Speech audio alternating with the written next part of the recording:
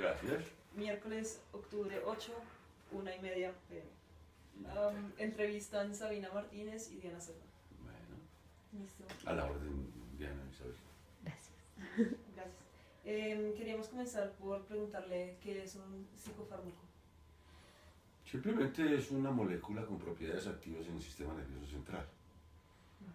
Sí, sistema nervioso central. Es decir, es una molécula que ha sido diseñada en el laboratorio para llegar a un punto fundamental, a un punto específico de la neurotransmisión. ¿Y qué es una enfermedad mental? Si tú usas la palabra enfermedad mental, por ejemplo, estás implicando una serie de cosas muy diferentes a que si usas la terminología biomédica, psiquiátrica, donde no se usa tanto la expresión enfermedad mental cuanto se usa la expresión trastorno mental o los trastornos mentales. Y la diferencia, por supuesto, tiene que ver con un tema que ha permeado siempre la psiquiatría, que es el problema del estigma. En particular, el estigma de un tipo de enfermedad mental que popularmente es conceptualizado como la locura, el estigma de la locura. Evidentemente, dentro de los libros de clasificación psiquiátrica no vas a encontrar una enfermedad con ese título de locura.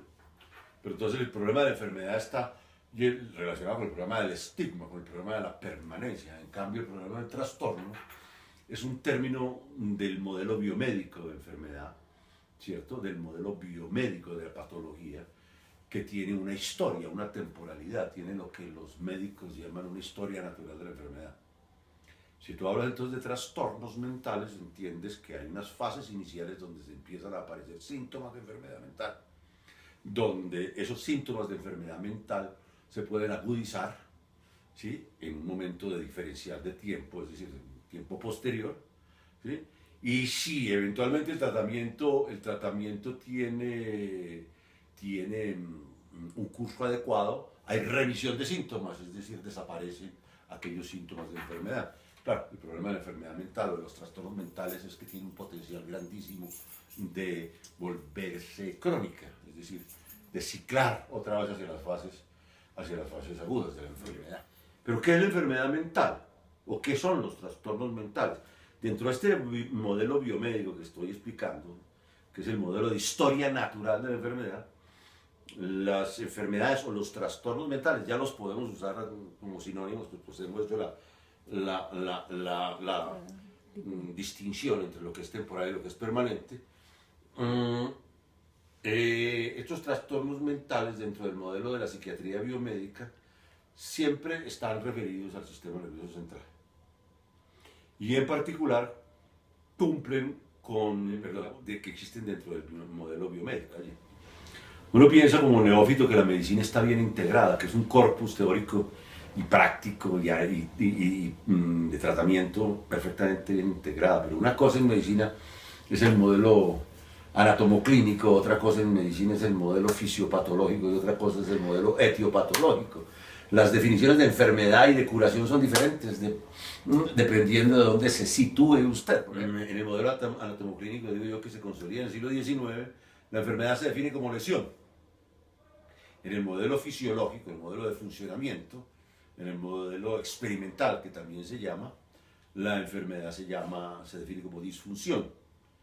Y en el modelo etiopatológico, que es el modelo de la agresión externa, es el modelo del proyectil, es el modelo del virus, es el modelo de la bacteria, es el modelo del parásito, ¿cierto? La enfermedad se define como una invasión patógena, ¿no es cierto? Le falta la cuarta dimensión de la medicina biomédica, del modelo biomédico, que es la dimensión molecular, genética. Donde, por supuesto, la enfermedad tiene que ver con la síntesis de proteínas.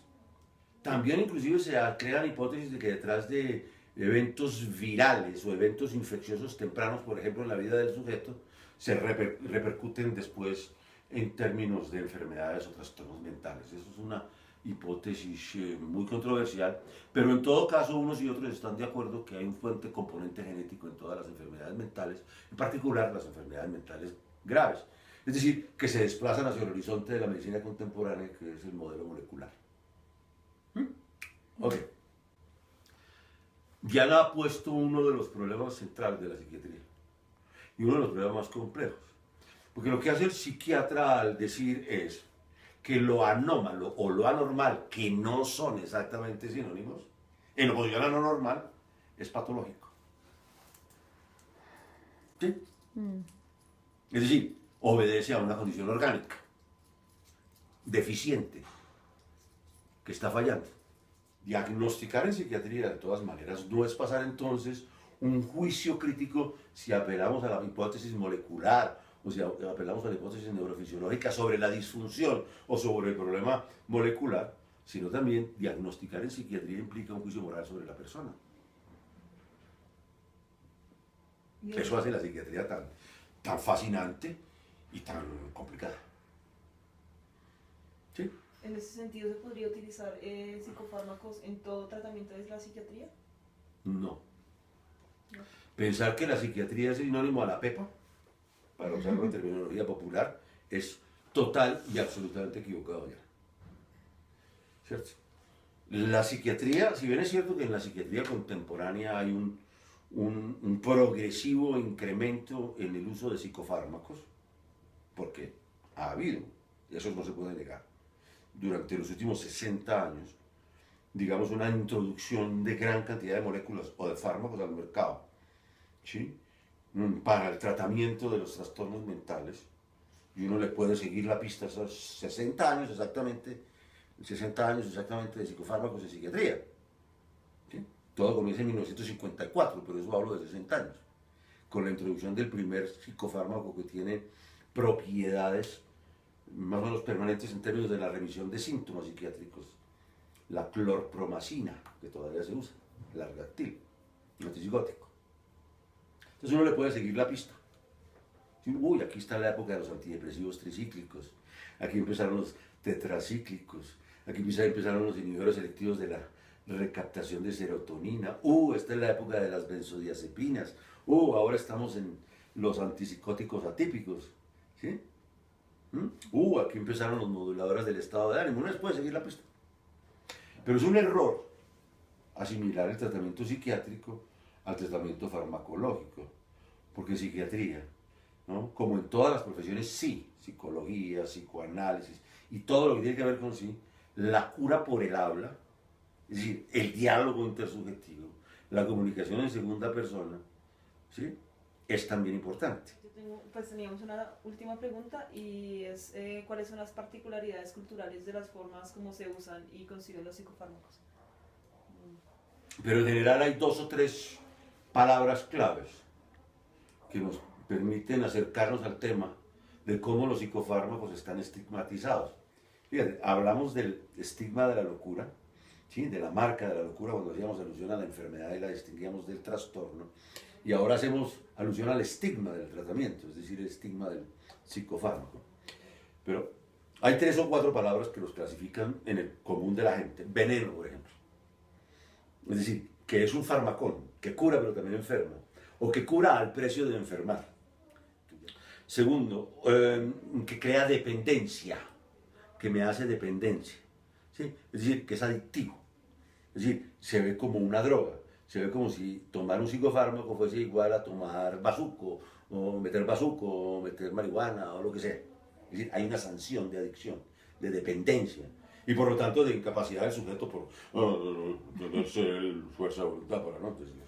Entonces tenemos veneno, tenemos, ¿qué? Adicción, o una cosa ligada a eso, ¿no? Doping, que dopa, que duerme, que lo vuelve a un estúpido, lo lentifica. ¿No? Y el horizonte de todo eso es que lo vuelve no yo, es decir, que radicaliza la alteridad internamente, ¿sí?